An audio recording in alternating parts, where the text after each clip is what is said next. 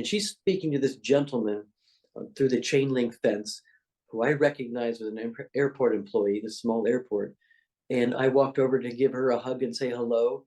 And she says to me, "You have to hear his story."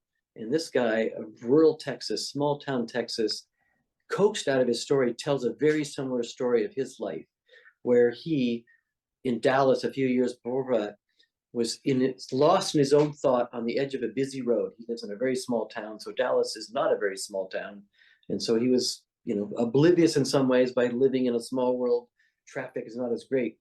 But he was standing on the curb, lost in thought, and was about to step off the curb when he heard a voice in his mind say, "Stop," in a very loud, undeniable fashion, and almost felt physically pulled backwards.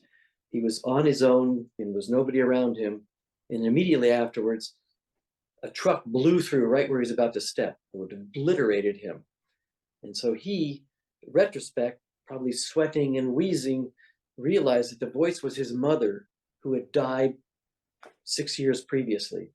So the voice in his mind that said stop was his mother's voice. He also felt physically pulled backward. But the coincidence is, a few hours before that I had shared the story, or listened to it, of Joan and her daughter. There was some sort of agent stopping somebody from physical peril. This gentleman was sharing that story just a few hours later. And so I was able to share the story of Joan and her daughter with this gentleman, who he had never talked to anybody before about this situation. He talked to his sister. So there was just this whole series of, there was a dynamic where my friend got this guy she had never met before to tell a story he'd never shared before. And I show up minutes later to share a story that confirmed the story that he was telling of his mother's. He questioned his mother's, the story of an agent. He thought it was in his mind, something that he had created.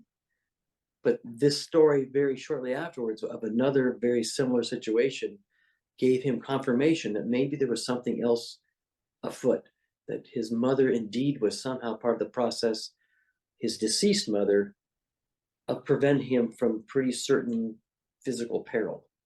So that was a synchronicity in the moment. Yeah, there's each of them had what might call a synchronicity, an intervention, an intercessionary intervention